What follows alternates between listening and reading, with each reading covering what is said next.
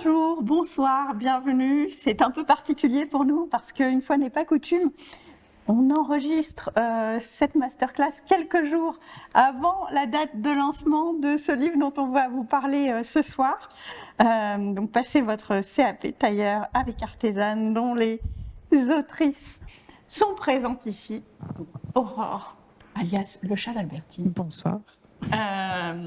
Et à ma droite, Sandra, alias Sandra. Et un livre n'existe pas sans son éditrice, Sophie Incelin d'Erol, qui nous a fait confiance encore une fois.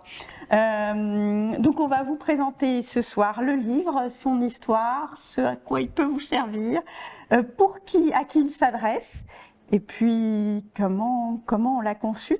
Voilà, son beau programme. Alors, petit préambule, tu nous confirmes, on ne va pas livrer ce livre en kit.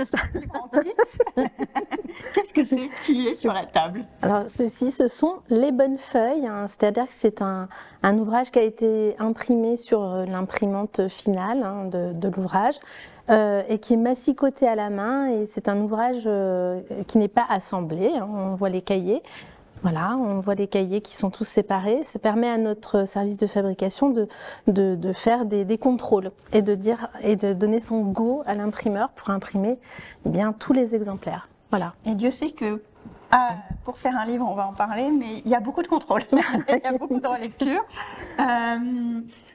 Donc, vous nous verrez essayer de vous montrer les choses. On va essayer de ne pas tout mélanger. Mais on vient de le découvrir. Voilà, ça y est, je commence, je mélange tout. On vient de le découvrir il y a une demi-heure. Et on va essayer de le garder. Mais vous le recevrez collé. Et il ne sera pas en kit. Et il ne sera pas en kit. Ça ne fait pas partie du processus pour passer le CAP tailleur. Et d'ailleurs, on reviendra un peu sur l'examen. Avant même de commencer à parler du projet, je voudrais quand même remercier en amont toutes les personnes qui sont derrière ce livre, parce qu'on n'est que... j'arrive même plus à compter. Non, on est 4. On est 4. On est 4. Mais on était beaucoup plus sur le projet. Il est né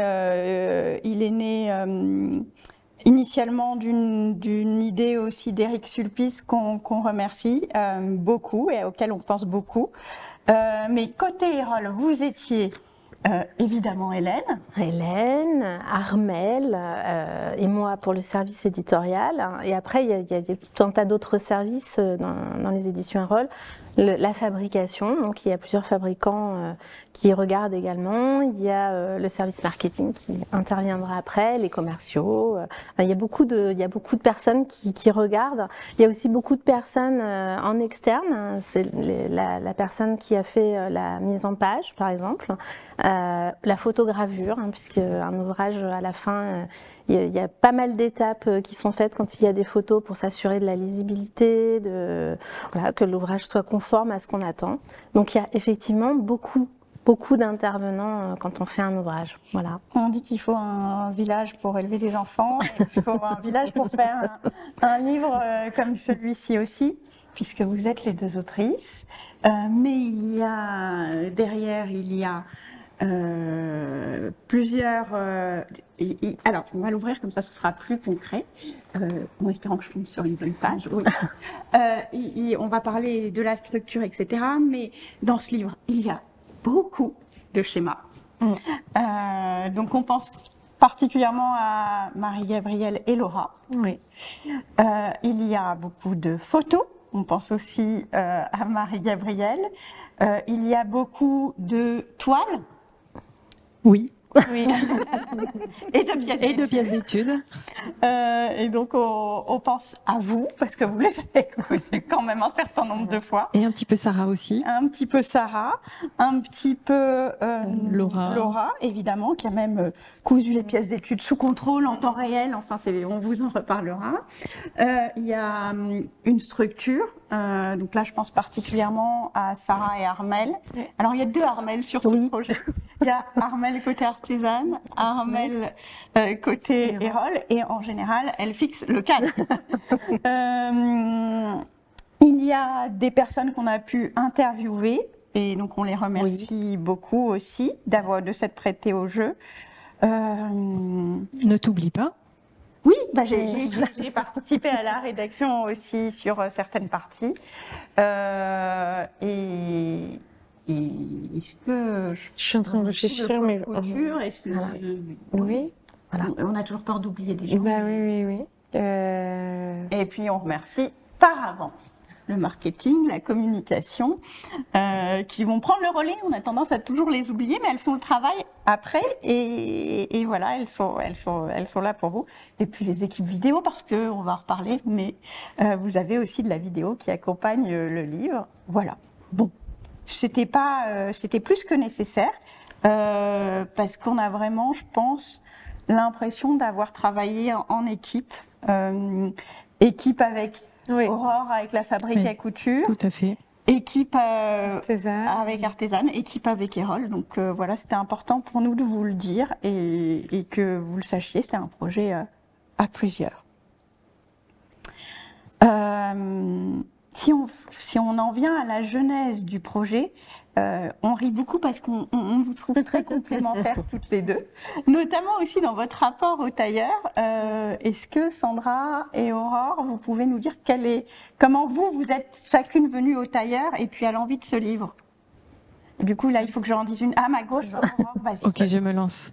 Alors, au tailleur, assez naturellement parce que, bon, je couds effectivement depuis longtemps, mais moi, les vestes, les manteaux, ce sont des pièces qui me plaisent beaucoup et j'aime les vêtements structurés, j'aime bien quand c'est carré, donc ça me plaît bien. Ça te va bien. Voilà, et ça me va peut-être bien apparemment. En tout cas, ça va bien avec ma façon de fonctionner. Et puis, le tailleur, oui, c'est venu naturellement. Et du coup, l'idée du livre, le besoin plutôt du livre, c'est que moi, au moment où j'ai passé le CAP tailleur, il y avait rien en fait. Il n'y avait pas de documentation, il y avait très peu de littérature, il y avait 1 ou 2 livres sur le tailleur traditionnel. Et donc, à un moment, je me suis dit, il manque quelque chose. Et voilà, c'est comme ça que j'ai commencé à travailler sur ça. Et alors moi, c'était par passion, tout ce qui était au départ costume d'académicien et militaire. J'avais une passion de ces vêtements-là. La broderie-or, c'est pas pour rien non plus. Et voilà, en fait, donc j'ai eu besoin d'aller vers ces métiers. Et puis, le métier de costumière, on fait un peu tout. Et il y a énormément de costumes, même féminins, qui se construisent avec toutes ces bases de tailleur. Donc voilà, c'est vraiment le métier. Quand on veut être costumier, costumière, on peut pas passer à côté de tous ces montages-là, de tous ces métiers-là. Et puis le livre, je me suis... c'est l'espèce le besoin de transmission, c'est-à-dire que les ateliers se ferment, il se ferme avec tout son savoir, il y a moins en moins de passation, en tout cas ce métier se perd malheureusement en France. Et voilà, après je me suis laissée embarquer dans l'aventure artesane quand je suis arrivée. Ça a été un peu l'un des premiers projets dont on m'a parlé, ce projet tailleur, et je me suis laissée embarquer avec toute l'équipe, avec tout le monde dans ce projet-là. Et ça me permet de rebondir parce que tu dis que les ateliers ferment. Et ce que je voulais préciser et que j'ai beaucoup entendu lors des interviews et tout, c'est que les ateliers ferment par manque de main-d'œuvre, de personnes compétentes pour travailler, pas parce qu'il n'y a plus de demande. Non, mais c'est ça qui est contradictoire. C'est qu'en fait, il y a cette espèce de... On veut garder ce savoir, on ne le partage pas, mais en fait, finalement... il se perd alors que... Justement par ce manque de partage. Alors, c'est assez français. C'est quand même très français. Et je pense qu'Erol lutte un peu contre ça aussi. C'est notre combat commun. C'est notre combat commun. Puisque ce livre s'inscrit dans une collection et aussi dans une direction éditoriale chez vous qui est... je dis souvent qu'on pourrait dire la même phrase, de la passion à la profession. Oui. On a envie de conserver ça, de garder par écrit, parce que les écrits restent, de garder par écrit, de savoir que quelque part on lutte un peu, oui, contre toutes ces fermetures d'ateliers, voilà, et puis qu'on perd ce savoir-faire alors qu'il y a encore des gens qui peuvent le transmettre, il y a encore de belles années devant nous. Hein, et des gens qui le recherchent, voilà. Parce que dans les ateliers tailleurs aujourd'hui, c'est des moyennes d'âge de plus de 60 ans, de personnes qui partent à la retraite et qui ne savent pas à qui transmettre et qui veulent transmettre.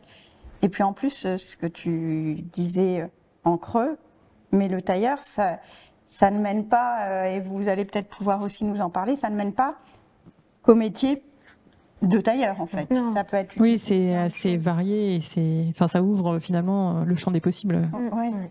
Surtout que maintenant, tailleur, flou, enfin, il y a toujours ces deux disciplines, flou, tailleur. On a souvent tendance à mettre le flou pour la femme et le tailleur pour l'homme.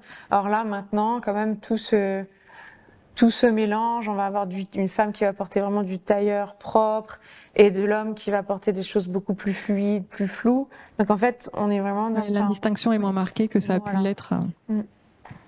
Et alors, question que je pose à toutes les trois, pour vous, quelle est l'ambition de ce livre? Est-ce que l'ambition de ce livre, c'est le CAP? Est-ce que l'ambition de ce livre, qu'est-ce qu'on a voulu faire avec ce livre-là? Je commence. Chez Erol, qu'est-ce que vous attendez de nous? Nous, c'était clair qu'on était dans un esprit de collection, évidemment, avec le premier, le cahier d'exercice aussi, du CAP, flou. On avait envie d'aller plus loin, on avait envie d'aller jusqu'au bout, de montrer l'ensemble. Donc c'était... avant tout cela, alors après on s'est rendu compte avec l'expérience du premier qu'évidemment on n'allait pas toucher que les candidats au CAP tailleur. On va toucher un large public qui aujourd'hui a quand même tendance à se développer. Il y a beaucoup de gens qui vont apprendre d'eux-mêmes chez eux, développer des compétences et ça va leur permettre d'avoir vraiment un très très bon niveau et pour autant peut-être ils n'auront pas envie de passer le CAP tailleur.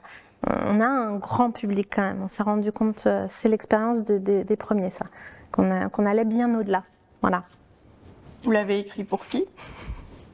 En fait, il y a c'est l'aventure du métier en fait, c'est connaître au-delà, il y a le CAP, il y a le diplôme, donc ce livre va évidemment vous emmener vers ce passage de diplôme. Mais si vous ne tentez pas le diplôme et si ça vous intéresse pas et si c'est vraiment le voyage vers, pour moi c'est un voyage, mais vers ce monde du tailleur, du métier, son histoire, ce livre aussi peut répondre à tout ça. En fait, je sais pas si... Non, moi je suis d'accord. En fait, c'est un livre qu'on peut aborder avec plusieurs objectifs, qu'on soit juste curieux de l'univers tailleur ou au contraire qu'on ait un besoin bien précis parce qu'on veut passer l'examen. Je pense qu'il peut s'adresser à peu près à toutes les catégories de public. Et je pense qu'on a pensé sa structure aussi comme ça, en se disant il y a des personnes qui auront déjà passé un CAP flou, d'autres d'ailleurs pas forcément, mais et d'autres qui ne sont pas dans l'ambition du CAP. Mais si on ouvre ce livre tailleur, c'est parce que le tailleur nous appelle d'une certaine manière. Si vous préférez les ménages, si vous aimez les manteaux comme Aurore, c'est aussi pour vous. Et ça m'amène naturellement à vous poser la question des contenus du livre, de la structure. Qui veut parler de la structure? Je pense que Aurore, tu la connais. C'est pour moi. Quand je parlerai de matière, je demanderai à Sandra. On a essayé de faire quelque chose déjà de progressif, de le découper en modules qui soient digestes, parce que sinon c'est vrai que le morceau peut paraître un petit peu copieux. Et puis on a mis l'accent sur les aspects techniques en travaillant des pièces d'études en début de module.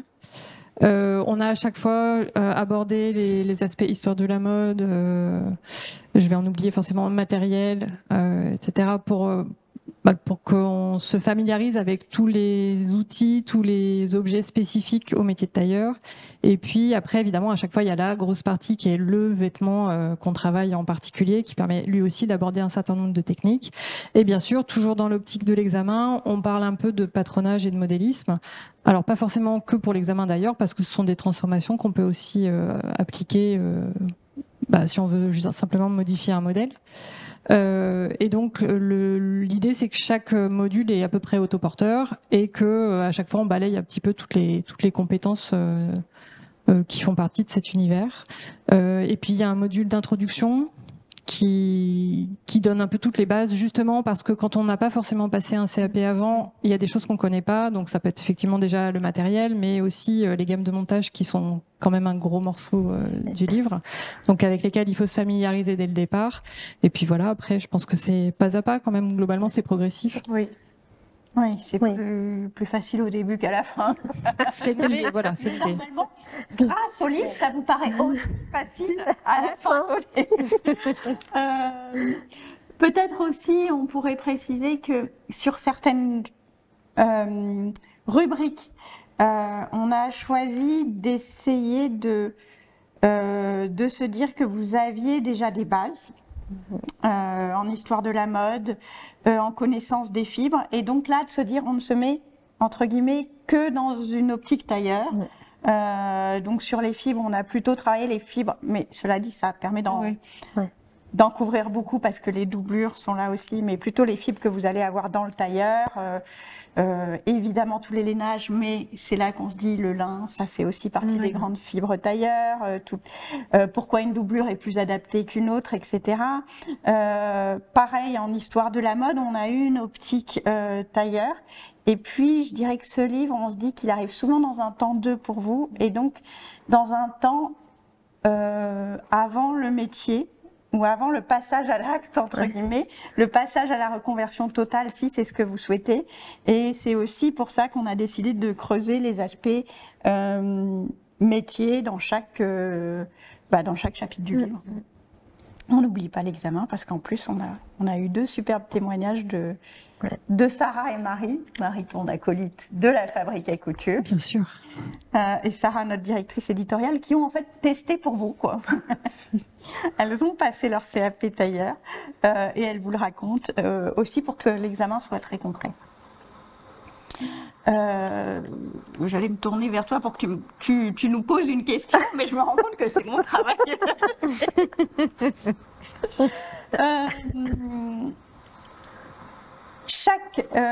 Donc tu le disais, chaque chapitre contient un modèle. Est-ce qu'on peut parler un peu de ces modèles et même les montrer? Alors, on va, pour éviter de défaire notre livre en kit. C'est la jupe. Oui, jupe.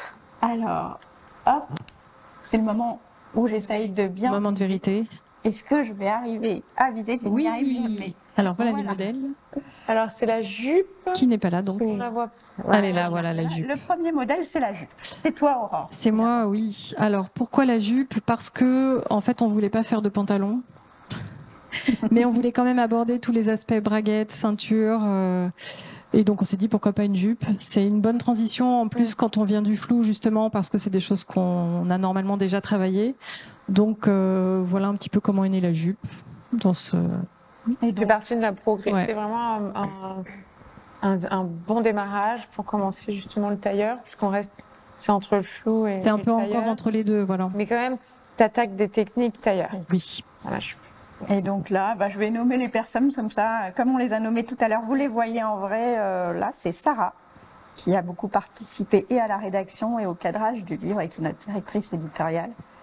Donc oui, les points techniques là, c'est sur la jupe, c'est notamment essentiellement la braguette. Ouais, la braguette et la ceinture, et puis on a quand même mis des petites poches passe-polées pour s'échauffer.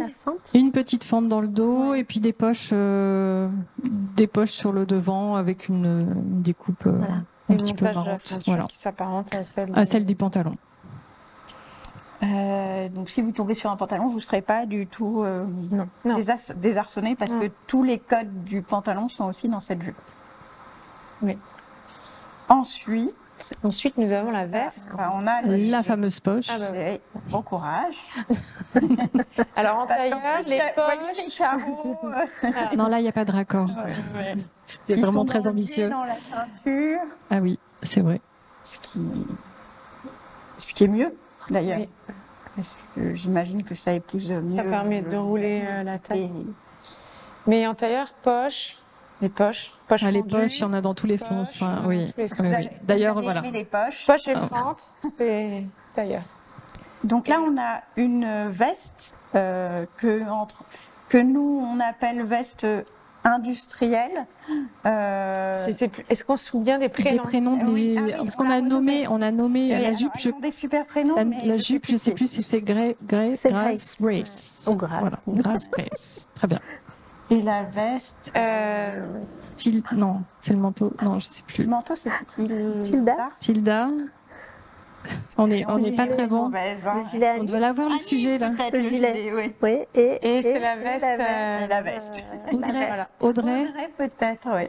c'est possible. Non, c'était pas Audrey.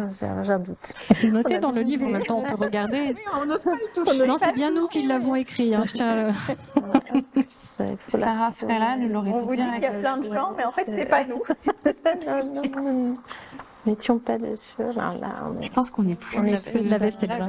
Ah oui, Alors, là, la je vois jupe, les la veste est là. mois, on n'a pas parlé aussi. Elle a Ah, en ouais. novembre, la veste. Enfin, oui, en novembre. Ça doit être un peu on donne après. des mois Attends, elle est indicatifs, sur un mais- mois jaune, je crois. C'est un mois jaune, la veste. Je crois. Octobre, c'est On le. la voit. C'est pas. Voilà, je vous l'ai montré tout à l'heure. Là, attends, C'est un très très gros là, livre. je l'ai. Greta, voilà. c'est Greta. Ah, mais voilà. Voilà. Et Ah non, c'était pas Greta, Allié voilà. Allié de Donc la veste Greta, bah, c'est une veste tailleur. C'est une veste tailleur avec le col tailleur. Oui. La Bon la morceau. pièce de Oui. côté. C'est vraiment La la manche. veste classique, le petit côté. La manche tailleur. La fente de Donc manche. en deux Col, parties. En Le deux col tailleur, je parties. sais pas si tu l'as dit. De quoi? Le col tailleur. Ouais, Col col tailleur. La poche. Ah bah, passe-poilée. Voilà. Faut que le passe-poil soit bien. Et la bien. poche, poitrine. Et donc, je disais industriel. Oui. Qu'est-ce qu'on veut dire par là et qu'est-ce qu'on peut dire là-dessus aussi? Industrielle parce qu'elle est complètement montée à la machine. Elle est doublée à la machine, il y a très peu de points main. C'est-à-dire que du coup, on va vraiment assembler la doublure à la machine et après retourner la veste. Donc ça, hein, il y a la gamme de montage. Je suivrai la gamme de montage. Mais vraiment, c'est de manière industrielle pour vraiment économiser le temps de montage dans le montage de la veste. Et pour pouvoir aussi faire en industrie, il y a quelqu'un qui va être au poste-poche, enfin voilà, pour bien partager chaque élément de cette pièce de vêtement. Et au CAP, c'est industriel ou c'est traditionnel? C'est un mélange des deux. C'est un mélange des deux parce qu'en fait, l'industriel, évidemment, c'est quand même la majorité de la fabrication aujourd'hui, mais on attend quand même des personnes qui passent cet examen qu'ils aient un minimum de compétences en industriel. J'y arrivais, en traditionnel. Donc, il y a quand même à l'examen de la couture à la main et il n'est pas rare d'avoir une partie d'entoilage à monter à la main ou vraiment des éléments spécifiques, faire du picotage. Bon, ça, c'est des choses vraiment particulières, spécifiques au tailleur, mais qui sont parfois demandées à l'examen. Mais ne vous inquiétez pas, c'est ce que tu allais dire peut-être? Non, c'est toi Non, qui vas je vais te dire. On a quand même prévu ça, puisqu'effectivement, dans le dernier module, on aborde justement les techniques traditionnelles à travers quelques pièces d'études qui permettent de travailler ces points-là spécifiquement. Est-ce que Sophie, tu connais par cœur le numéro des points? Non. Pas du tout. Et voilà, mais je pense Pas que du tout. Sandra, tous les points ont le même nom. dans Oui, sa moi aussi. descendante. Point baguette. Ouais, non, il y a le point de chausson, Oui, les le deux point quand même. J'ai le point de chausson et le point baguette. Ça regroupe des choses très différentes, mais le point commun est très opposé. J'en connais quelques-uns, mais Oui, pas tous évidemment. quand même, faut pas exagérer. C'est une blague entre nous parce que effectivement, dans les ateliers, les noms peuvent varier, etc. Sachez qu'il y a une norme officielle sur laquelle Absolument. on s'est appuyé et auquel le CAP fait référence, et donc les points ont des numéros. 119, 113. 214. 214, Ça, je 217, enfin bon, il y en a toute une série. Voilà. Mais c'est comme tout, il y a les normes et puis il y a la réalité des ateliers. Donc effectivement, je pense que Bah, vous Dans les avez que 2 points. Bah, c'est souvent en industrie qu'on va mettre le numéro du point, parce que on parle le moins possible, hein, on est efficace. Ouais. Mais en atelier, un petit point baguette. Ou un point de chausson. oui, parce que celui-là, on peut le reconnaître facilement. Oui, Il ressemble pas aux autres. Mais donc, vous allez faire des points à la main et je dirais que la réalité de l'examen, elle est très changeante. L'année dernière, par exemple, il y a eu pas mal de points main. Et il y avait Beaucoup ouais. plus que les années Et précédentes. puis un plastron, enfin un entoilage vraiment traditionnel pour le coup. Mm. Alors que les années d'avant, c'était Il y a eu des moins emplacements. marqué. Il y avait, voilà, donc c'est pas. Comme tous les examens, il y a une part de hasard et de mystère. Et on a essayé, dans le livre, de faire baisser le niveau de risque de cette part de hasard. Voilà, on va dire ça comme ça. Donc, on voit tout, mais de façon différente et progressive. Après la veste, je crois que c'est le gilet. Le gilet, il me semble. Oui. Voilà. Magnifiquement porté, le gilet. Le gilet qui est derrière nous. C'est vrai qu'on a toutes les pièces derrière nous. Est-ce que je les ramène? Ah bah oui, comme ça on les voit en vrai. Hop. Là, on a le gilet. La veste était derrière là. La veste? Elle était là. Ah oui. Et nous avons Alors le gilet, souvent il plaît beaucoup. C'est une pièce, je trouve, plus sadique qu'elle n'en a l'air. Tu le portes aussi. Oui, je l'ai fait aussi. Et il y a des petits pièges hein, quand Il y a même des dans ce gilet. On se dit que c'est simple, Mais- et non. Mais après la veste, ça reste quand même une petite récré. Comme Oui, comme ça tu va. Oui, disais. voilà. Moi, je trouve que c'est Déjà, il n'y a pas de manche. C'est une respiration. Oui. Le gilet, alors là, les boutonnières, pas C'est ça, ouais. Elles sont toutes petites. C'est vrai. Elles sont Voilà. toutes petites. J'avoue que Mais sur moi, le j'ai manteau- triché, je les ai rallongées un peu. Mais C'est vrai Mais- qu'elles sont petites. parce que ça demande quand même beaucoup de précision, le tailleur, quand même. Oui. Mais sur le manteau, elles sont plus grandes. Oui, mais c'est un lainage. C'est un lainage. Donc bon, Ouais. quand même. Et le risque, c'est quand vous tombez sur. Bah là, je pense que tu as eu il doit s'effilocher pas mal. Oui, c'est l'enfer. Oui. Voilà. Et donc, mais je sais que Sandra adore ça, Je sais que je suis pas parce gentille. qu'en formation, on fait faire sur du lin. Ouais. Et Ah le oui, lin, et ça le lin, s'effile. ça s'éraille beaucoup. Et Ouais. donc sur. Oui, mais parce qu'il y a une grande part d'entoilage aussi, c'est important. Oui. On va pas partir. Et dans le tailleur, c'est important les entoilages. Ouais. Du coup, j'avoue que là, j'ai rajouté de l'entoilage. Parce que sinon, c'était pas Ça ne possible. passait pas. Donc déjà, vous vous amusez bien là-dessus. Bon, les poches, elles sont en biais parce que ça aurait été trop facile si elles étaient. Elles Ah, mais elles ont même une forme. Elles sont même légèrement. Ouais, incurvées, ouais. Dites-nous si on est bien, Ouais. voilà, calé. Mais et puis il y a la doublure. Alors Avec le petit biais en Avec plus. le Moi, le petit petit biais. passe-poil, pardon. qui est- le passe-poil qui doit être tout le Ouais. cousu avec. Il borde la doublure, il fait le lien entre la doublure et le. Et évidemment, il ne faut pas que ça bouge. Il faut que ça fasse la même taille par. Voilà. C'est le jeu. Tiens, Quelle je sais pas si on le voit. Voilà. Voilà, là, on le Mais voit. peut-être on le voit pas. Mais il y est. Il y est. Il y est. Tu l'as mis au. On n'a pas triché. Et puis en plus la doublure, si ma mémoire est bonne, c'est un montage en fourreau. En fourreau, ouais. Donc en fait, Donc il n'est c'est. pas si simple. ce gilet. Oui, mais il est quand même. Il est Mais plaisant pourquoi parce qu'il y a plein de petites choses.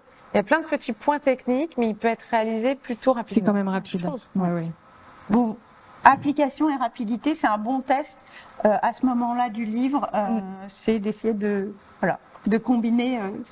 Oui. Oui, puis ça faisait Les une petite deux. respiration entre les deux gros morceaux. Oui, quand parce même. qu'il y a quand même la veste et les manteaux qui peuvent être des projets, qui sont des projets plus longs. Et d'ailleurs, on a prévu 2 modules pour ces 2 Oui. projets-là, puisque justement, ils sont quand même complexes.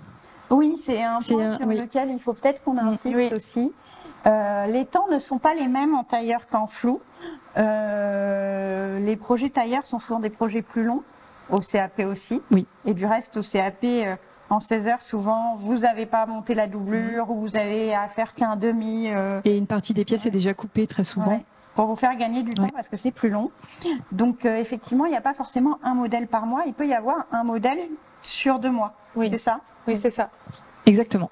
Alors, ça, c'est pas 2 mois à l'examen, hein, c'est 2 mois dans le livre. Oui, c'est dans le livre. Vous aurez 16 heures. évidemment. Mais parce que c'est bien de prendre le temps aussi d'assimiler les choses, de faire des pièces d'études, parce qu'en fait justement avant de se lancer dans la pièce de la coudre, il y a tout ce projet de pièces d'études qui sont forcément étudiés pour aller avec le vêtement à réaliser. Donc vous n'allez pas, voilà, il y a comme des petits brouillons à faire avant de réaliser la pièce complète. Plutôt, Les échauffements. voilà, il y a des petits échauffements et après vous vous lancez dans la pièce. Mais il faut prendre le temps de comprendre le montage d'un col, prendre le temps de comprendre le montage d'une poche. Et en fait, souvent, par exemple, un col, il peut être monté, donc là, il y a les gammes de montage, mais ils peuvent être montés de manière différente aussi. Là, il y a tous les morceaux toutes les pièces sont doublées, les vestes, le manteau sont doublés, mais vous verrez que ce sont des manières différentes de les doubler à chaque fois. Comme la réalisation des fentes. Oui, on Il y a a essayé de différentes. balayer plusieurs façons de faire à chaque fois pour. Alors, être exhaustif, je pense que c'est malheureusement compliqué, mais en tout cas, de vous donner une espèce de bibliothèque de techniques qui vous permet après d'aller piocher ce qui vous intéresse en fonction de ce que vous voulez faire. Oui. Justement, vous avez parlé gamme. On retrouve les gammes de montage. On vous a dit qu'il y avait eu beaucoup de schémas.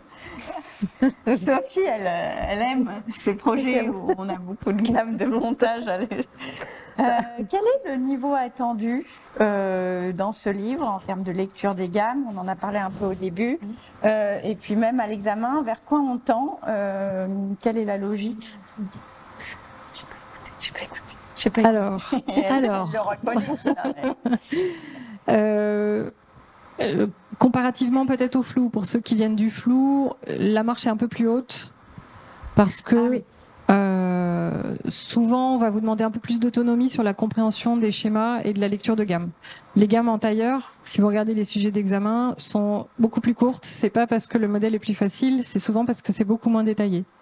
Maintenant, ça ne veut pas dire que c'est forcément plus compliqué, mais c'est une petite gymnastique qu'il faut, pour laquelle il faut s'exercer pour que ça rentre et que ça devienne un peu plus automatique. Après, c'est dans l'idée où effectivement vous venez pas du flou et ça doit rester abordable. On a justement prévu au départ de réexpliquer le principe de ces gammes de montage pour que ça soit plus clair et que derrière vous puissiez quand même aborder les différents modèles sereinement. Ouais, on vous accompagne dans cette prise d'autonomie en fait. On vous lâche pas comme ça avec la gamme de montage tailleur. L'idée c'est vraiment qu'à la fin du livre vous soyez à l'aise avec la lecture des gammes de montage, mais évidemment tout le long du livre on vous guide et on vous accompagne dans ce projet-là. Et je dirais même que pour compléter, il y a certains éléments de la gamme dans les exercices qu'on vous propose qui sont volontairement complexes et pour lesquels on a mis 2 niveaux de lecture, c'est-à-dire un niveau, on va dire expert, et puis un niveau plus débutant où les étapes sont volontairement détaillées, ce qui permet, en fonction de votre aisance avec le sujet, d'attaquer par un côté ou par l'autre. Et puis le but, c'est quand même qu'à la fin, vous y arriviez quand même. À la fin, c'est sûr que vous y arrivez, mais je crois que Marie et Sarah en ont parlé aussi dans l'interview sur l'examen, donc je dévoile un peu le contenu, mais et souvent c'est quelque chose aussi qu'on dit beaucoup aux élèves de formation, que vous avez toutes les deux déjà, toi en présentiel avec la fabrique à couture, oui, tout à fait. Et puis aussi toutes les deux avec la formation à distance d'artisane. Les élèves parfois, au départ, on se dit « Ah, il va falloir passer le cap depuis le flou parce que il y a un léger manque d'autonomie. Vous attendez à avoir des gammes plus détaillées. Vous me dites, mais il n'y a pas assez de détails là sur la fente de bas de manche. Et Sarah et Marie ont répondu, mais à l'examen, une poche passe-poilée, on nous dit, ou une fente de bas de manche, on nous dit, faites la fente. Et on n'a pas. Oui, il n'y a pas forcément toutes les étapes. Oui. Et il y a juste le schéma et pas forcément les étapes intermédiaires. Ouais. Et donc, c'est pour ça que c'est normal que le livre vous emmène petit à petit, mais à la fin, rassurez-vous. Oui, c'est progressif. Vous aurez tout assimilé vers cette indépendance totale. Et c'était aussi l'ambition du livre, c'était de vous rendre indépendant, complet. Enfin, voilà. Oui, parce qu'il y a l'examen, mais après l'examen, il y a aussi il y a la vraie vie. Voilà. Et oui, il y a la vraie vie. Et malheureusement, dans la vraie vie, Aurore et Sandra ne sont pas toujours. Pas toujours disponible. La petite bulle. Continuons notre petite exploration des modèles. Ah, bah ça c'était les petits détails, donc le biais. Et puis voilà, on arrive à une seconde grosse pièce, imaginée par Aurore pour votre plus grand plaisir et qui est juste derrière nous. C'est Le manteau. le manteau. Avec des carreaux. Ah bah les carreaux. Et ben voilà, des rayures, enfin je sais pas, il y a tout. Il y a tout. Alors vous n'êtes pas obligé. Laquelle des deux est la plus profondément sadique? Je sais pas. Alors je tiens à dire que c'est pas moi qui ai choisi le tissu. Voilà. Donc, il y a le ballon. Ah, mais c'est parce que c'est Marie-Gabrielle la plus sadique Voilà. de toutes, en fait. Je pense qu'elle m'en veut Parce personnellement. que les petites boutonnières passe-poilées du gilet, hein, c'est pas moi qui ai choisi les boutons. Hein. C'est Marie-Gabrielle. Donc qu'est-ce qu'il y a sur ce manteau? Bah, le col-châle, bon, on a vu le col-tailleur sur la veste, donc là le col-châle, c'est vraiment les incontournables. Oui, ça, il faut les maîtriser à la fin du livre, vraiment les yeux fermés ou presque. Les boutonnières passe-poilées, si jamais le traumatisme après le gilet n'était pas suffisant, on en remet une petite couche. Voilà. Et puis des poches paysannes, enfin simple passepoil. Qu'est-ce qu'il y a d'autre? Une fente derrière. Et la doublure. Et la doublure. Non, il y a une doublure. Toute normale. Et une petite fente quand même, parce que on aime bien faire des onglets de temps en temps. Cela dit, essayez Voilà. de vous amuser. Oui, parce qu'on s'amuse en vrai. Si le mot est amusé, mais oui. Si vous voyez des carreaux sur ce modèle, essayez-vous aussi de prendre des carreaux. C'est quelque chose qui peut faire partie de l'examen que de vous donner un tissu. On en parle dans le livre. Ça pourrait. Après, je pense qu'en termes de timing, peut-être c'est compliqué, mais c'est possible. Dites-le que rien que pour votre pratique Voilà. professionnelle. Après, voilà, c'est intéressant aussi de coudre des pièces avec des motifs ou des raccords. Et pareil, varier les lainages, il y a une grande gamme de lainages et de matières. Et à l'examen, pour le coup, alors, je pense que c'est rare, mais ça arrive quand on tombe vraiment sur des pures laines. Non, mais lainage, oui. Et des lins, en revanche, c'est très probable. Et donc, tous ces tissus, il faut savoir les travailler. Les maîtriser, ouais. Savoir les gérer au fer aussi. Alors ça, c'est un gros truc. Le repassage. Chaque étape. S'il vous plaît. Et puis, dans le respect des matières. Mais vous en parlez dans le livre. La presse, le repassage, c'est la moitié du tailleur. Presque. Ah oui, c'est très important. Ouais. Puis l'autre moitié, c'est la couture à la main. Voilà. Et là, on a perdu.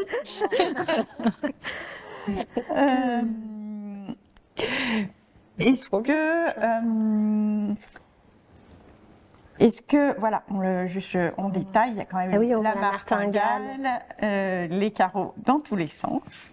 Ouais, alors là, j'avoue que j'ai triché par rapport au patron. La martingale, normalement, elle est dans le même sens, mais mon côté rigoureux faisait que ça ne marchait pas. Donc, je me suis permis de la faire dans le biais. J'ai dérogé au plan de coupe, je sais, mais là, je ne pouvais pas faire autrement. Et c'est ça qui est chouette. Voilà, ça, c'est le tailleur.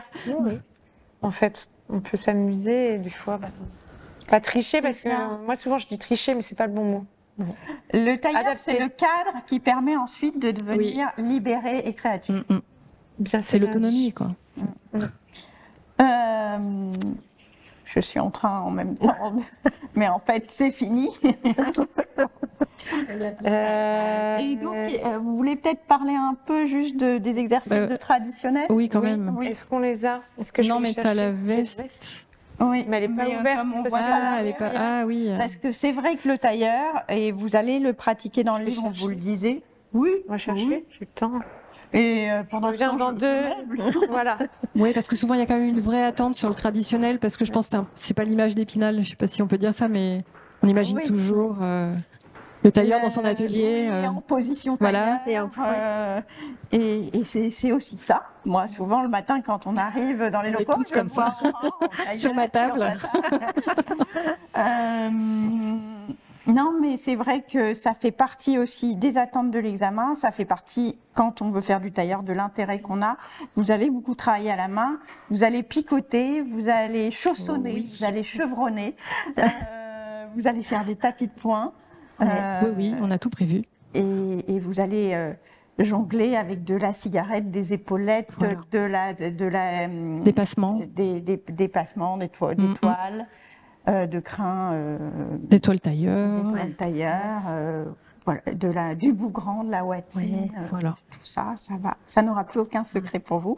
Et donc, pendant que j'essaye de meubler, Sandra a donc été chercher pour vous une demi-veste. Je peux quand même au moins chercher peut-être la veste déjà. J'ai ramené ça. Une demi-veste pour vous montrer l'intérieur. Oui. Parce qu'il s'agit là de... j'ai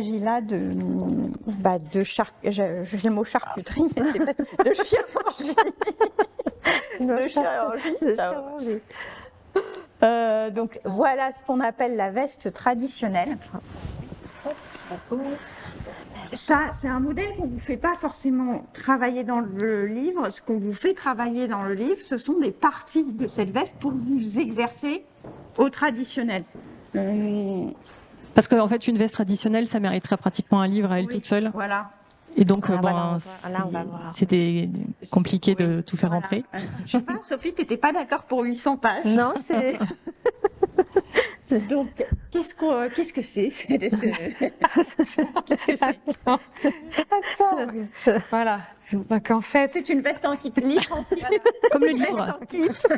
Et vous aurez les patrons pour pouvoir vous exercer.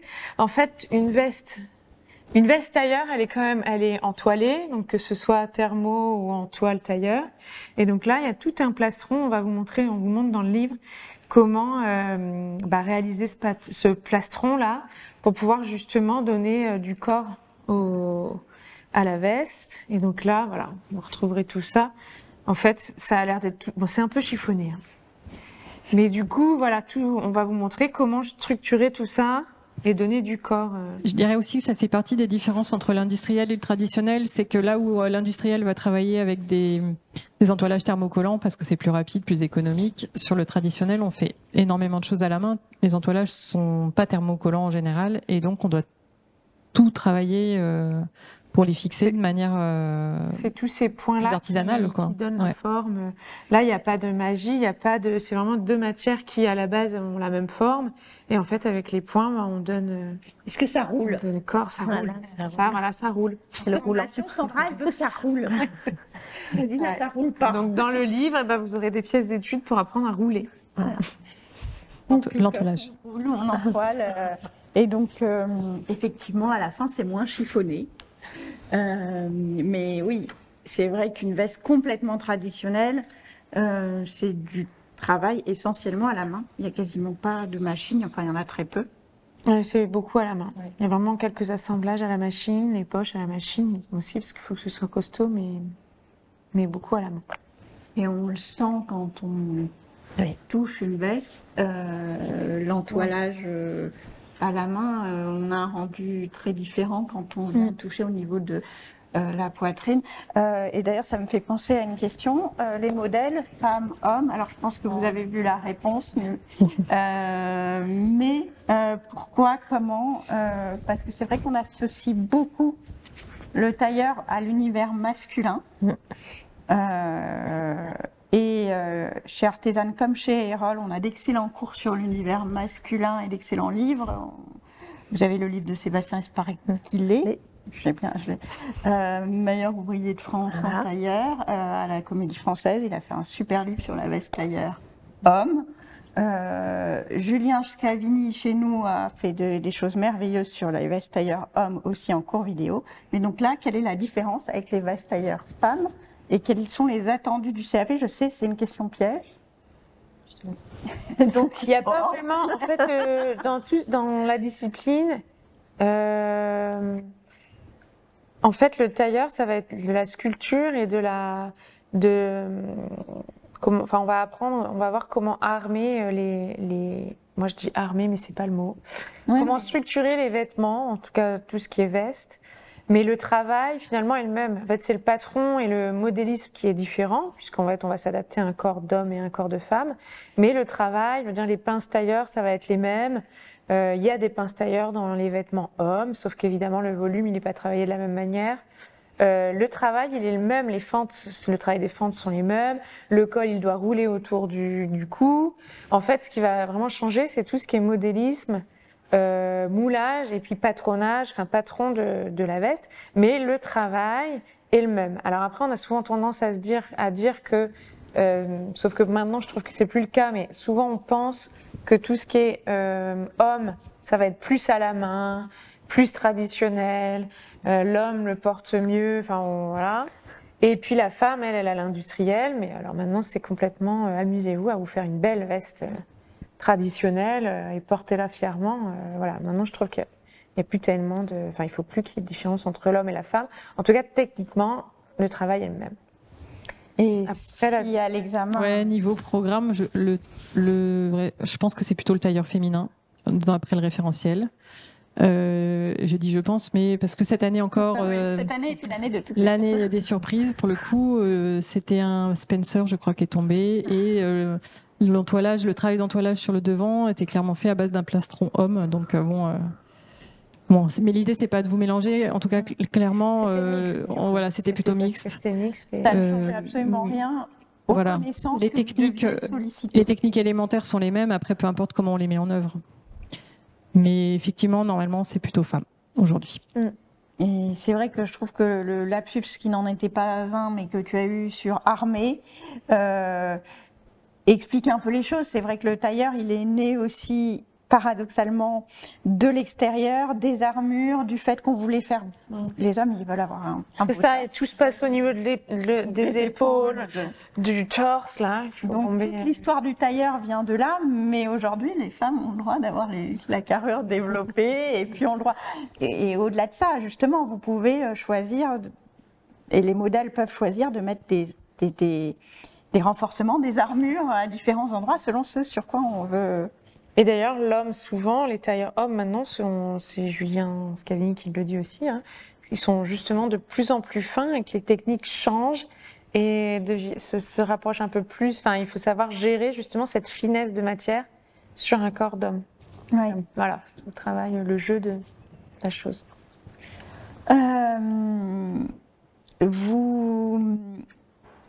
Vous êtes toutes les deux professeurs. Oui. Pourquoi j'ai commencé cette phrase? Je ne sais plus. Attention, Aurore. Le suspense est insoutenable. Ce livre, est-ce qu'il peut être utilisé par vos élèves en présentiel, en distanciel et comment?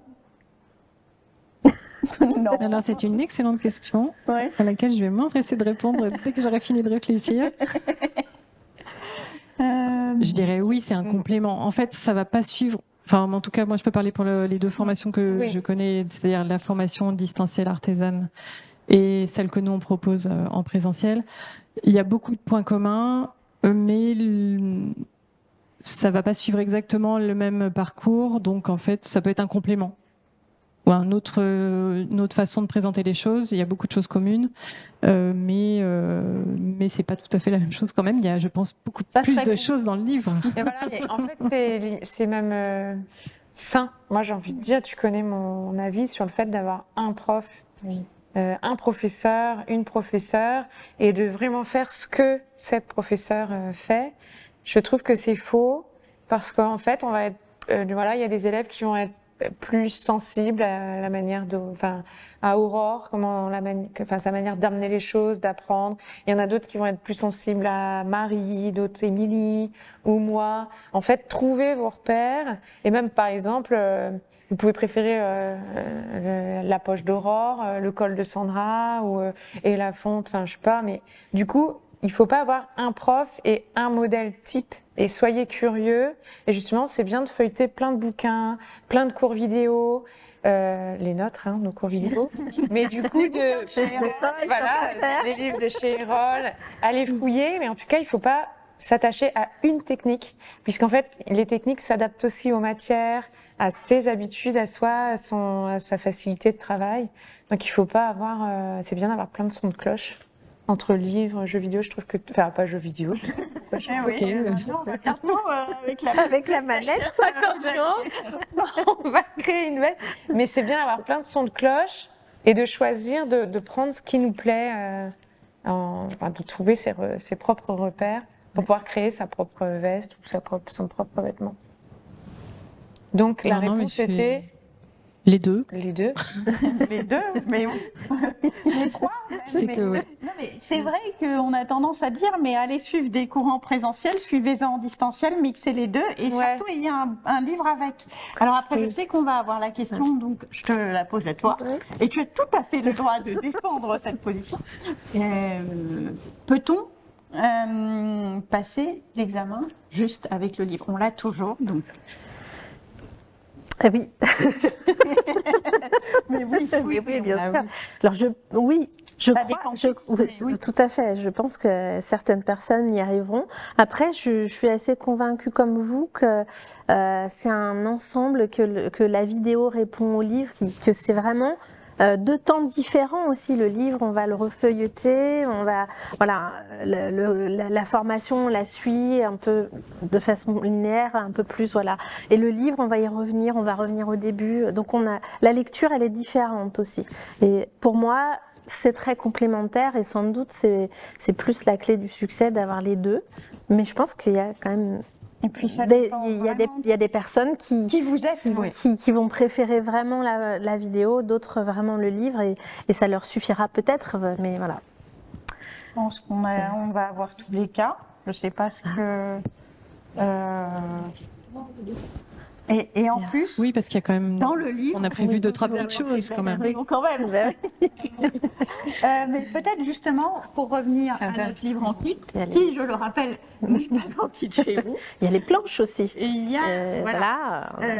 Voilà. Qu'est-ce que vous avez avec le livre? Donc, on vous a dit les supports vidéo, et puis derrière, on vous marque des patrons gradés du 34 au 52, donc un large éventail de taille. Il serait, vu la taille des patrons, impossible d'avoir toutes les tailles Tout imprimées. à fait.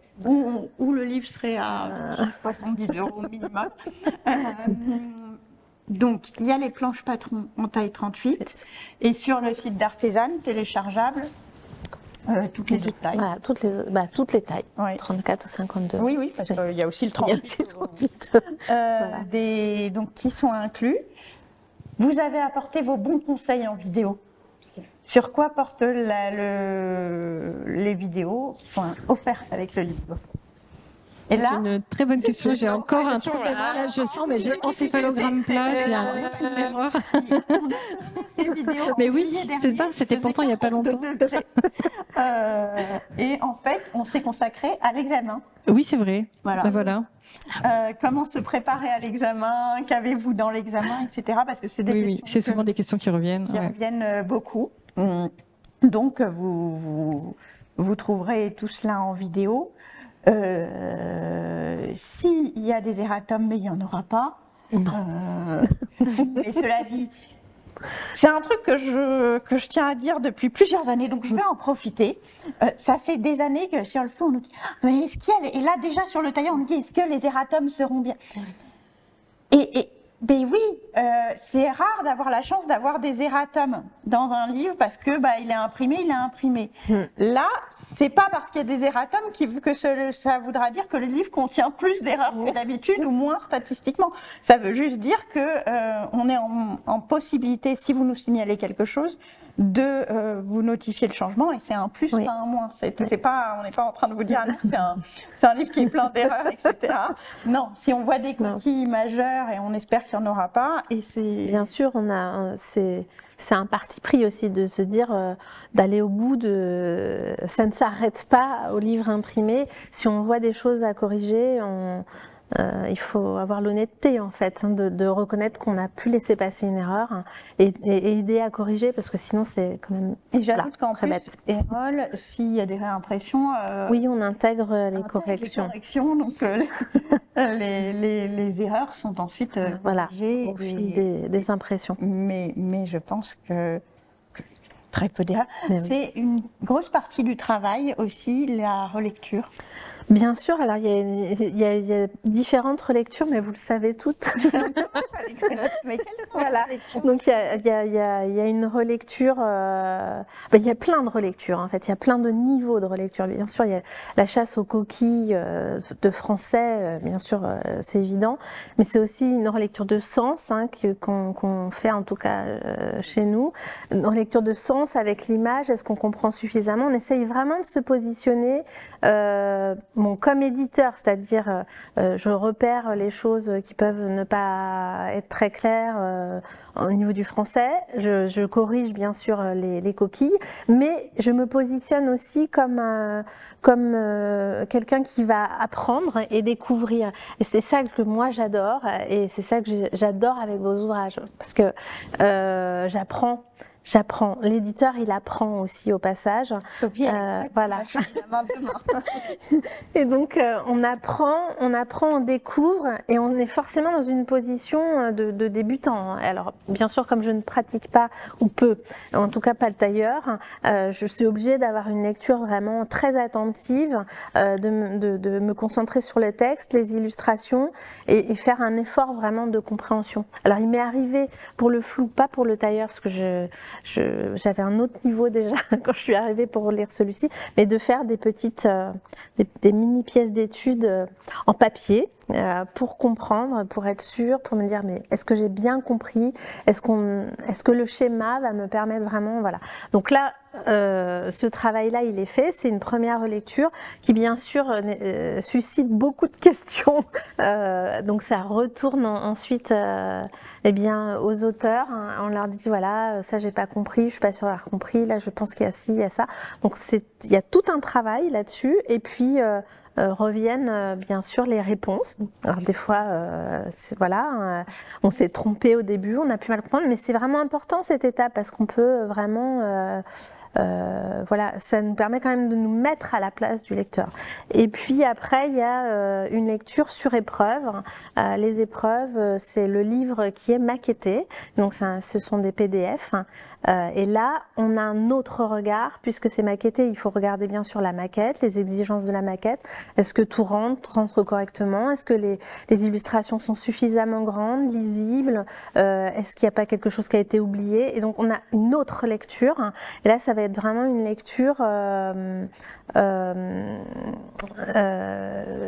qui est plus concentrée sur l'objet final. On n'est plus dans la préparation, on est un peu moins dans le contenu. Bon, quoique ça reste quand même, mais c'est une autre étape. Et pour vous aussi, je pense. C'est une autre étape, on ne voit pas les mêmes choses. On se rend compte qu'entre un fichier Word de départ avec des images qui sont des fois à côté, on n'a pas vu certaines choses. Là, tout est maquetté, tout s'emboîte. On a les couleurs aussi, des fois, qui viennent s'ajouter et qui, tout d'un coup, peuvent poser question. On peut se dire, là, peut-être ça ne va pas. Voilà. Donc, il y a tout un travail qui est autre. Voilà. Donc, c'est un long travail. C'est plusieurs relectures à chaque fois. Et donc, oui, c'est un gros travail. Plusieurs lectrices. Voilà. Donc, voilà. Ça a été beaucoup relu. Et ça, c'est vraiment le commun pour nous. C'est-à-dire ça, c'est vraiment voilà, ce qu'on explique en général au début. Attention, quand vous aurez rendu le manuscrit, c'est pas fini. Pour vous, c'est déjà un gros travail, mais ça n'est pas fini et il y aura encore du retravail. Et bon, c'est vrai que on se rend compte après coup que c'est difficile. Le manuscrit, je me souviens plus, on l'a rendu fin janvier. Fin janvier, le 31 ouais. janvier. Oui. On était à l'heure. À l'heure. 31, je crois, vers 20h, on a dû envoyer. C'était la date prévue. C'était la date prévue. Et donc, dites-vous que le BAT, c'était le bon à tirer, c'était fin juillet. Oui, tout à fait. Fin juillet, ouais. Ouais. C'est ça. Mi-juillet, ouais. Oui, mai-juillet, on avait 14, oui, il y avait une petite marge. Il y a la date que Sophie nous dit. Ah oui, d'accord. Une petite marge, mais oui, c'était en juillet, mi-juillet, fin juillet, petite, voilà. Et l'impression, c'est en train d'arriver. Voilà. Donc on va recevoir là toute l'impression. J'ai hâte. Il y a dans ce livre 400. On a négocié 416 pages. 408, 416. J'ai un doute. J'ai un doute. 408, non? Je sais plus, j'ai oublié.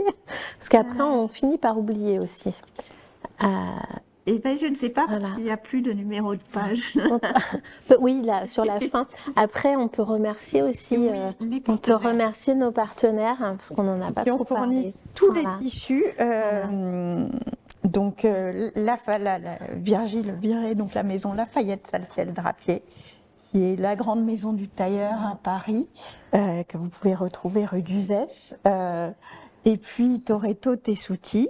Donc à chaque fois, on vous dit où trouver les références, d'où elles viennent, etc. Ils ont été super. Je sais que certains seront là le 25, donc aujourd'hui pour vous, à la soirée de lancement. Je sais qu'ils ont référencé les tissus pour que vous retrouviez et des gammes de tissus. Voilà, franchement, on les remercie parce que on était contents de travailler ces tissus, c'était des beaux tissus. Je le disais du côté de Virgile, vraiment c'est de la draperie, tailleur. Beaucoup, tout ce qui est technique, les entoilages. Et ils ont beaucoup, oui voilà, les entoilages, tout ce qui est technique. Du côté de Toretto Tessuti, ils ont beaucoup l'habitude de travailler avec les costumiers et aussi avec les fins de stock des très grandes maisons italiennes. Donc l'Italie, c'est le tailleur et le berceau des lainages. Donc voilà, vous ne pouviez pas être mieux servi par ces références et on les remercie. Et les autres personnes que je veux vraiment remercier, et c'est vrai que j'ai été rapide, ce sont les personnes qui ont accepté de répondre et de témoigner de leur pratique du tailleur. Alors j'espère que je ne vais oublier personne. Julien Scavini, tailleur emblématique, qui parle vraiment sans filtre de ce qui a été une reconversion pour lui, ça on le sait moins. Oui. Et ça, j'ai trouvé ça très intéressant, qu'il ose en parler de façon... voilà, Julien n'a aucun problème de légitimité, il se sent très légitime et il peut après 15 ans d'expérience, mais quelles ont été les difficultés, quelles sont les difficultés justement de passer de la passion à la profession. Véronique Roussin, qui est retoucheuse, qui fait beaucoup de cours retouche chez nous, qui a été chef d'atelier au Bon Marché et dans des grandes maisons de haute couture et qui vous explique combien la retouche elle a eu une formation de tailleur parce que retouche et tailleur sont deux métiers très proches.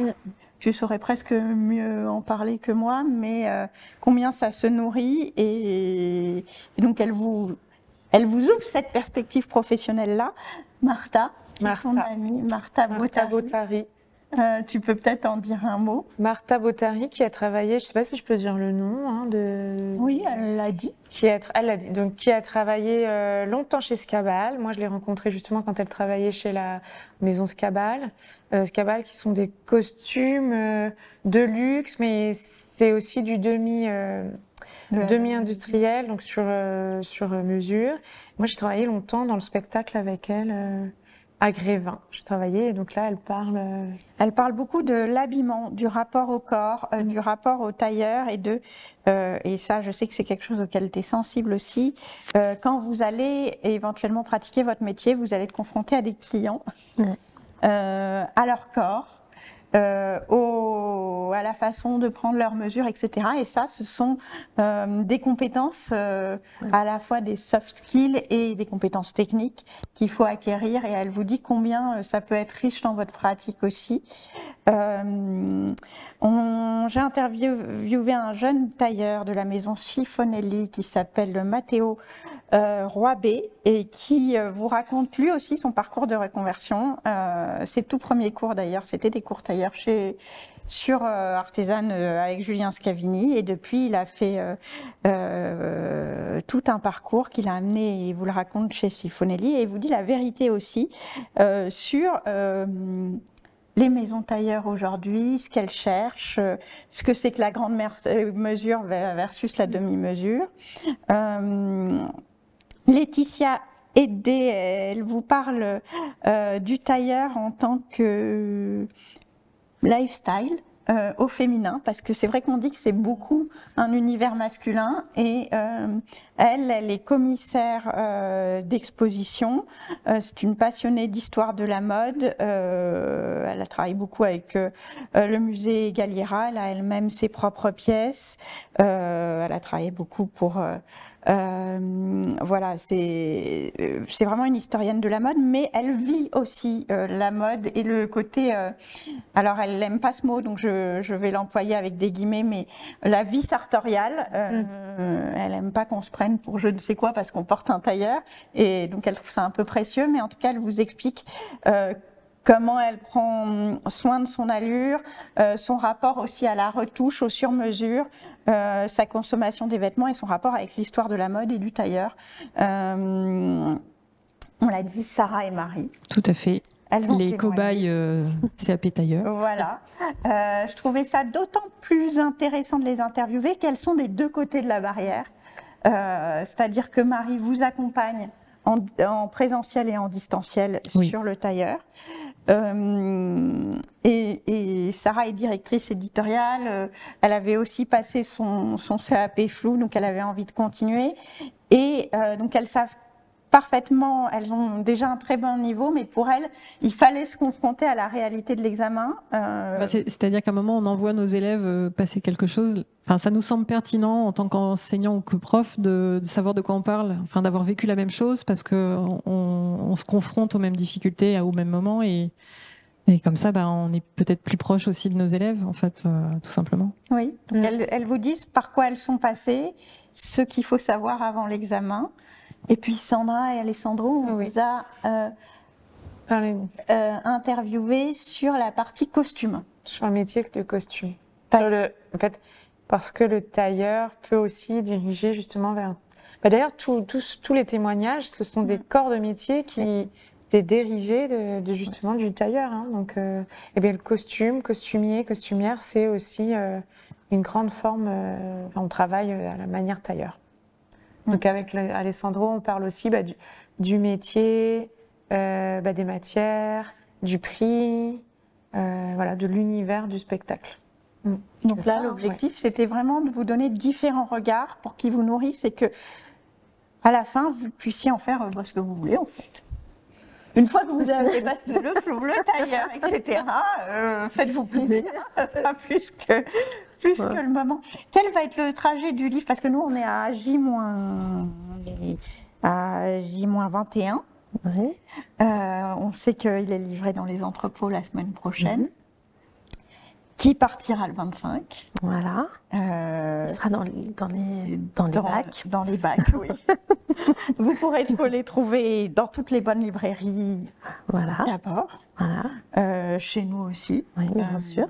En ligne. Et puis, comme c'est diffusé le 25 septembre, vous avez jusqu'à minuit si vous voulez avoir une dédicace. Alessandra qui se décompose parce qu'on en a déjà un certain nombre à signer. On s'échauffe les poignets. Mais si vous voulez faire dédicacer, où est-ce qu'on va retrouver Erol au Nitit? Au Nitit, bien sûr. Et je crois qu'Aurore et Sandra, vous serez là. Oui, tout à fait. Voilà. Au CSF? Au CSF, évidemment. Oui, Voilà. c'est vrai. Au CSF. Ouais. Et puis après, la suite nous dira. La suite nous dira. Mais les deux dates à venir, ça sera donc début octobre au Nitit à Lyon et ensuite fin novembre au CSF et puis dans l'événement qui aura lieu chez nous. Alors on dit chez nous et on va pas expliquer pourquoi on disait chez nous. Donc c'est chez nous parce que ce sont les locaux de la fabrique à couture. Mais on squatte un peu. Avenue Jean Moulin. Et ce sont les locaux d'artisanes au 23 avenue Jean Moulin. Et donc on fait plein de fêtes communes. On fait fêtes communes, voilà, c'est ça. Vous pourrez venir retrouver les livres.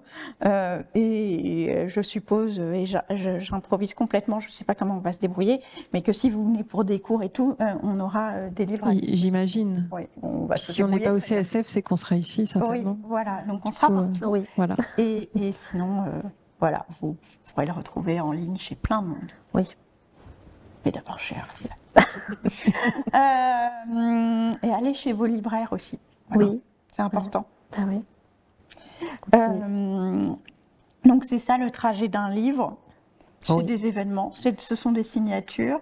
Ce sont des distributions. Oui. Et puis voilà. Et tu disais qu'il fallait qu'on monte la photo de l'équipe. Ouais, non, je disais que c'était un énorme travail d'équipe. C'est ce qu'on De essaye. plein d'équipes. De plein d'équipes. Voilà. C'est là. De plein d'équipes qui ont su vraiment vivre On l'a cette fait. chose ensemble. Ouais. On vit plein d'aventures avec Sophie. Mais donc, on a vraiment vécu. C'est vrai qu'on a envie de vous faire passer ça, l'idée que c'est très riche de plein de sensibilités. Je vais essayer de revenir, l'air de rien. Est-ce que tu as Alors, envie de te lancer dans le tailleur, toi, Sophie? Alors, mais pourquoi pas? Pourquoi pas? C'est-à-dire que si mes collègues m'entendent, elles se diront évidemment, Sophie voudra se lancer. J'ai tendance à toujours avoir envie, quand je lis, avoir envie de faire. Voilà. Bon, après, c'est le temps. Hein. Le temps est pas avec moi, mais voilà. Moi, j'ai trouvé cet ouvrage passionnant et je remercie aussi, hein, je le dis, je remercie moi aussi tous ceux qui ont participé, bien sûr, et puis tous ceux qui ont témoigné, parce que j'ai trouvé ça passionnant, les témoignages passionnants. C'est comme un bon ami, un livre. Oui, et ça m'a permis de m'évader, de découvrir, voilà, j'ai trouvé ça absolument fantastique. Donc, je tenais à le dire. mais c'est ce qui fait de toi, je pense, une superbe éditrice. Merci. C'est que tu Je le vis. chaque livre. Alors, malheureusement, on n'a pas l'équipe d'Erol sur la photo, puisqu'on avait fait, c'était les jours où on a fait les photos pour le livre, pour illustrer le livre. Et donc, on en a profité pour demander aux autres personnes qui ne sont pas mannequins de venir aussi. Bah, évidemment, Marie-Gabrielle qui est d'habitude derrière. Et vous avez donc Laura qui a aussi beaucoup travaillé Beaucoup œuvré, ouais. Et donc, on avait envie de terminer sur cette photo d'équipe. Armelle, Sarah. Ouais. Est-ce qu'il y a une question que je ne vous ai pas posée qu'il fallait que je vous pose? Même pas mal. Moi, je pense que tu as bien quand même fait le tour de la question. Je suis sûre que tu Regarde. dis ça parce que tu es en train de repenser à des questions. Voilà. Je suis en train de me dire, et comme j'ai comme d'habitude pas du tout suivi. Ah, monsieur, on va finir là-dessus. Est-ce que vous avez un souvenir particulier qui vous a marqué lors de la création de ce livre? Bah, oui, moi j'en ai un petit. Moi j'ai bien aimé, c'est le moment où on a fait toutes les pièces d'études en mode kamikaze avec Laura et Sarah et Marie-Gabrielle qui prenait les photos au fur et à mesure et on a fait tout en, je sais pas, 2 jours et demi, je crois. Vous êtes dans le studio photo. C'était dense et intense, mais c'était très sympa en même temps. C'était juste avant Noël. C'était le bon dernier moment. rush Ouais, avant ouais. Noël.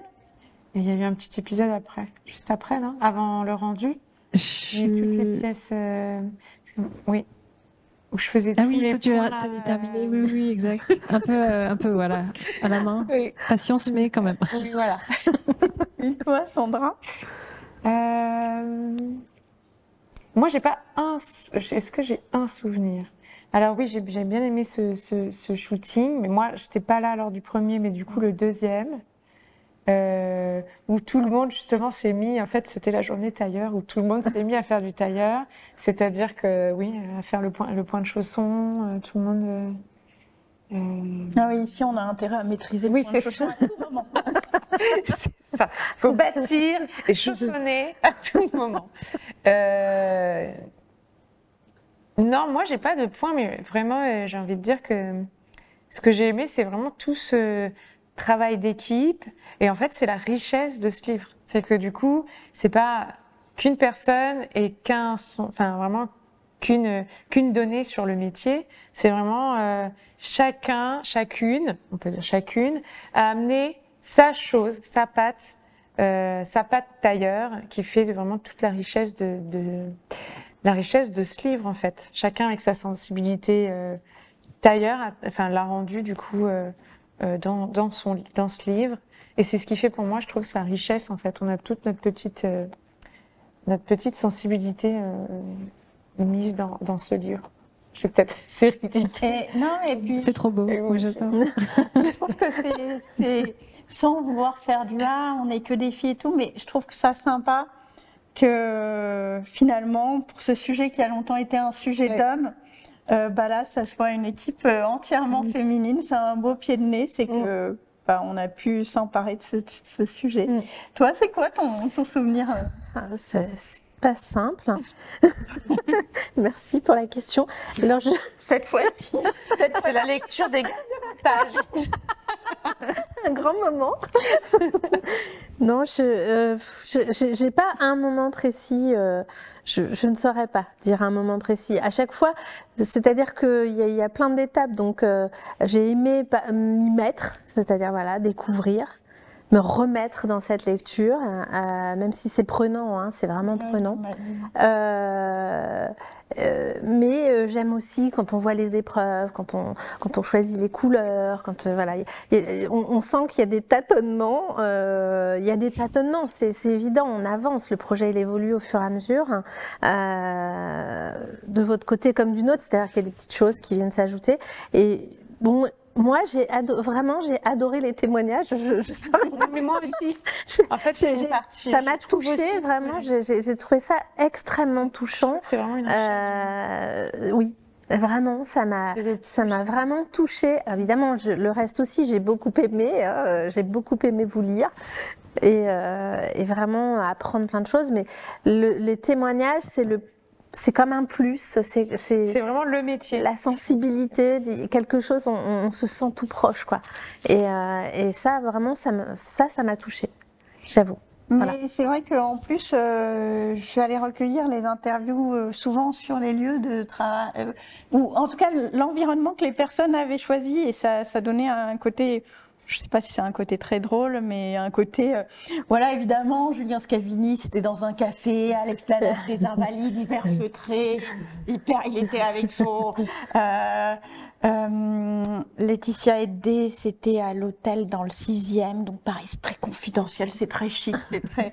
enfin, même dans l'environnement, on était dans le Tailleur, Martha, c'était dans un restaurant très vivant, c'était à l'image des personnes, et c'est vraiment, je leur suis très reconnaissante oui, franchement, de ça, et j'espère que vous le sentirez. Et moi, je me souviens de quand tu nous as appelés pour choisir les couleurs. Oui. On était en visio. Et je me demande si on n'était pas en même temps en train de faire un shooting. Un shooting, oui. Voilà. Donc on était en visio en lingerie et on était là. Alors, et comme Marie-Gabrielle était à la fois en train de prendre des photos, et bon, voilà. Et voilà. Je ne suis pas étonnée. Non. Je vous connais bien maintenant. Non. En tout cas, on le remet entre vos mains. Voilà. On en est collectivement fiers, et moi je dis merci. Merci, oui. À vous, Erol, de nous avoir fait confiance une nouvelle. Et merci à vous toutes. C'est grâce à vous. Il est top cet ouvrage. Et bon vent, et allez passer votre CAP ou pas, mais en tout cas, allez faire du tailleur. Bonne soirée. Au revoir.